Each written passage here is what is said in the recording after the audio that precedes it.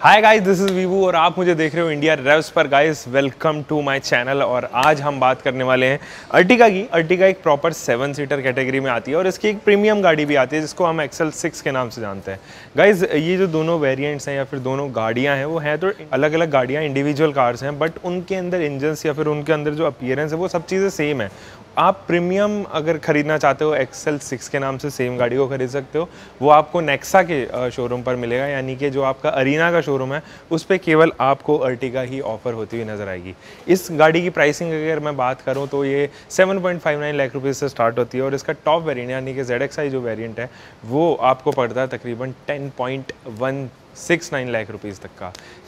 आज तो फिलहाल हम लोग इसका ओवरव्यू ही जानेंगे, देखेंगे कितनी स्पेस है इसमें, क्या क्या इंजन ऑप्शंस के साथ में आते हैं, क्या क्या प्राइसिंग है, क्या फीचर्स ऑफर होते हैं। तो ये बस यही सब चीज़ें जानेंगे। इनकेस आपने चैनल सब्सक्राइब नहीं किया है तो डू कंसिडर इट सब्सक्राइब और रेड बटन वहाँ पर जाके दबा दीजिएगा।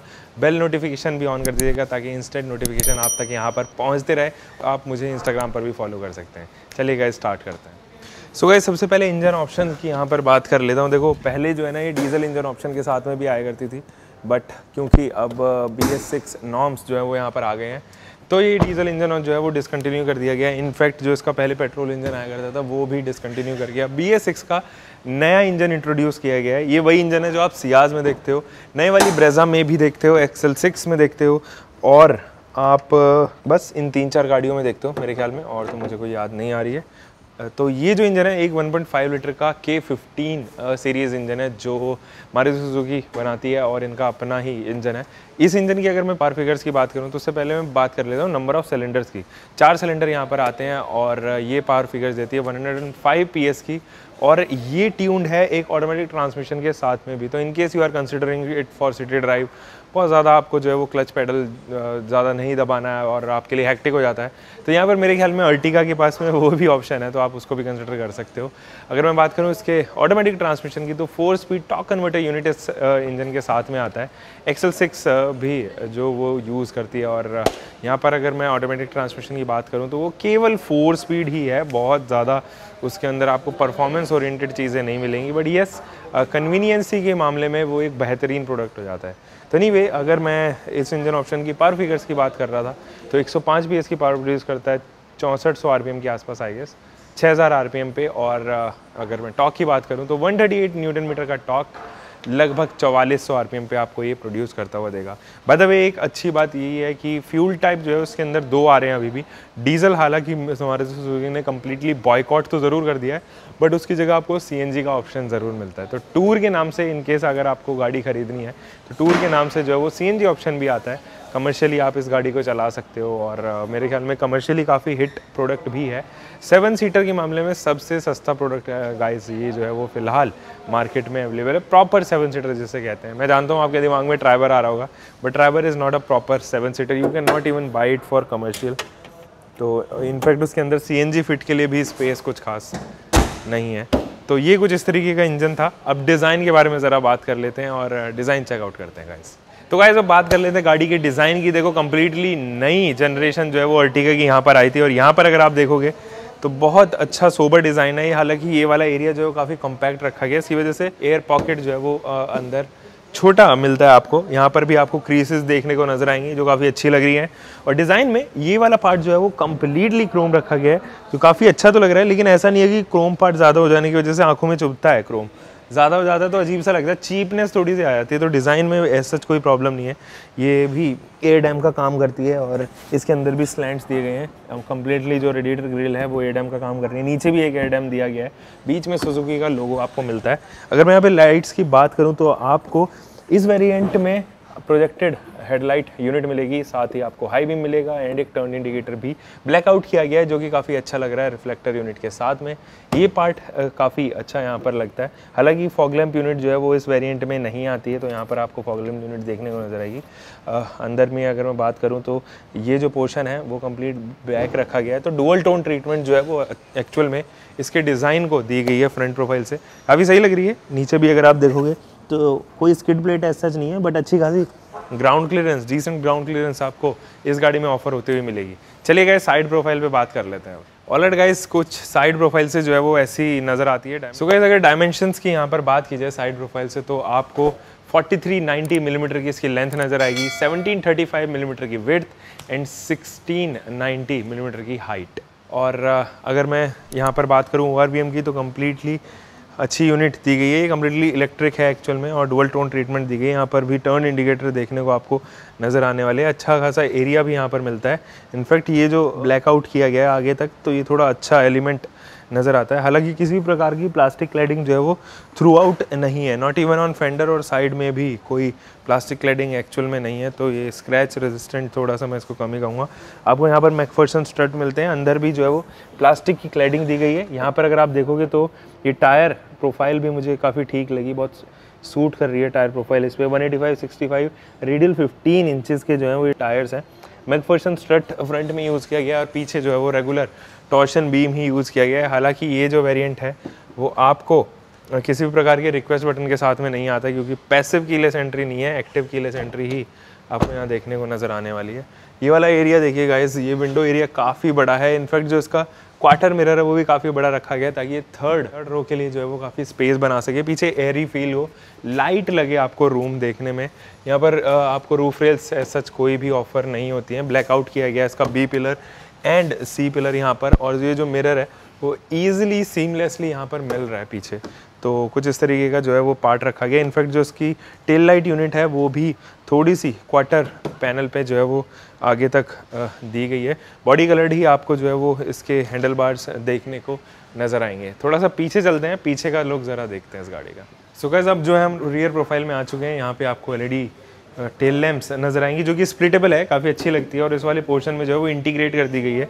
यहाँ पर भी जो है वो एक बहुत बड़ा सा कर्व दिया गया है, ये काफ़ी अच्छा लग रहा है। सुजुकी की बैजिंग यहाँ पर, अर्टिगा एंड स्मार्ट हाइब्रिड यानी कि SHVS इस गाड़ी के अंदर आता है। ये अच्छी चीज़ है एक्चुअली, और ये काफ़ी अच्छा लगता है। एनीवे, पहले अगर मैं एक्सेस करूँ इसका बूट, तो आपको 209 लीटर का बूट मिलेगा। ये कम्प्लीटली स्ट्रेट है, इसमें कोई ऐसा नहीं है कि लोडिंग लिप वगैरह जो है वो आ रही है।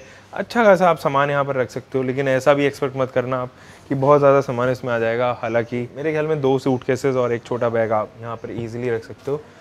50:50 की वे में स्प्लिट होने वाली सीट्स हैं, जिनको आपको केवल एक खींचना है, और ये नीचे जो है वो चले जाती है। यहाँ पर भी जो है वो कम्प्लीटली कवरिंग की गई है, जो काफ़ी अच्छी लग रही है। एंड ग्रैब हैंडल काफ़ी सही यहाँ पर दिया गया है।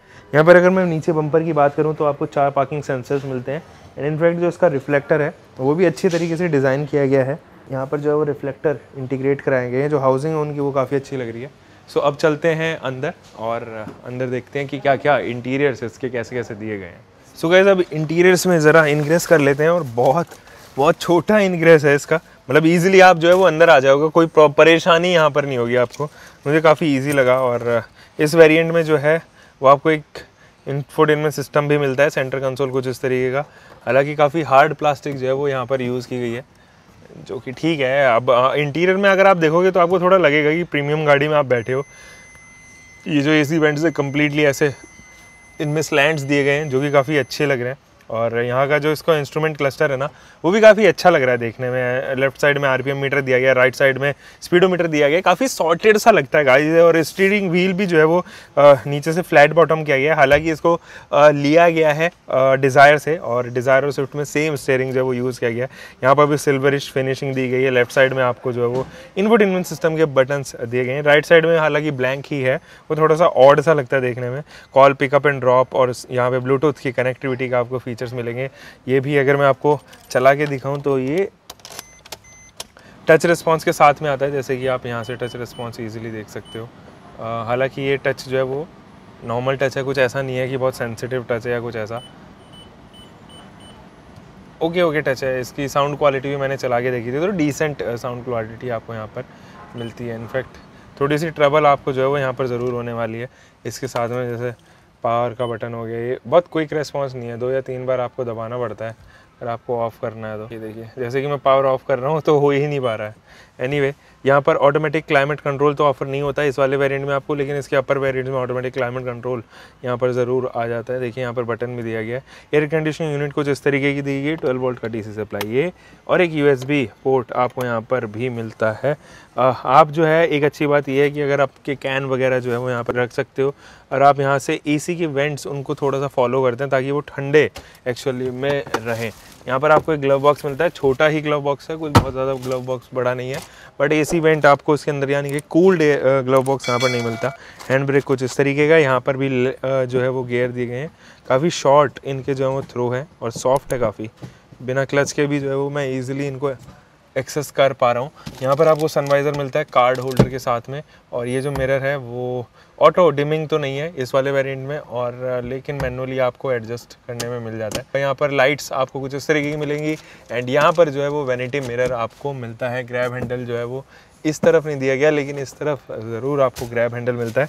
जो सीट्स हैं वो काफ़ी कुशनी है, काफ़ी कंफर्टेबल सीट्स हैं, इनका एरिया भी काफ़ी बड़ा है, मुझे जकड़ के एक्चुअली में रखी हुई हैं, और हेडरूम का तो जवाब नहीं है, काफ़ी अच्छा हेडरूम, मतलब तारीफ़ काबिलियत हेडरूम आपको यहाँ पर ऑफर करती है अर्टिगा। अब इसकी सेकंड रो में स्पेस चेकआउट करते हैं, वहाँ पर क्या क्या चीज़ें हैं वो ज़रा चेकआउट करते हैं। चलिए गाइस सेकंड रो में।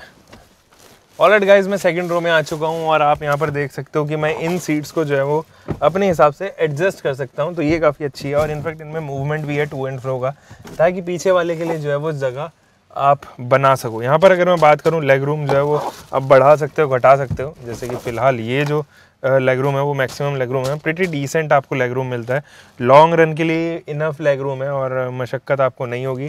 12 वोल्ट का डीसी सप्लाई भी दिया गया है, तो थोड़ा सा प्रैक्टिकलिटी का भी ध्यान रखा गया है।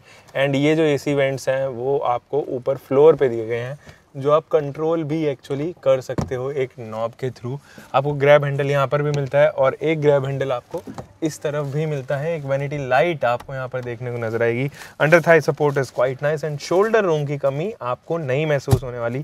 3 लोग बड़े आराम से गाइस यहाँ पर बैठ सकते हैं, बहुत आराम से। मुझे नहीं लगता कि 3 लोगों को यहाँ पर कोई परेशानी होनी चाहिए। और फ्लोर हम जो है वो ऑलमोस्ट नेग्लिजिबल है, नेग्लिजिबल क्या है ही नहीं, फ्लोर हम तो कुछ इस तरीके का फ्लोर हम दिया गया है। स्पेसिंग वाइज, प्रैक्टिकलिटी वाइज चीज़ें तो यहाँ पर काफ़ी सुधरी हैं पुराने वाली जनरेशन से। और थर्ड रो को ज़रा एक्सेस करते हैं, थर्ड रो में ज़रा चेकआउट करते हैं कि कैसा स्पेस दिया गया है, कैसा मैनेजमेंट है। गाइज हम लोग अभी थर्ड रो में हैं। थर्ड रो में हेडरूम की कोई भी कमी है सच नहीं है, और लेग रूम भी ठीक है, मतलब एडजस्ट कर सकते हैं हम लोग, इतना लेग रूम है। और लेकिन एक बहुत बड़ी समस्या ये है कि आपको अंडर थाई सपोर्ट तो मिलता ही नहीं है, वो तो है ही नहीं, बिल्कुल भी ज़ीरो है अंडर थाई सपोर्ट।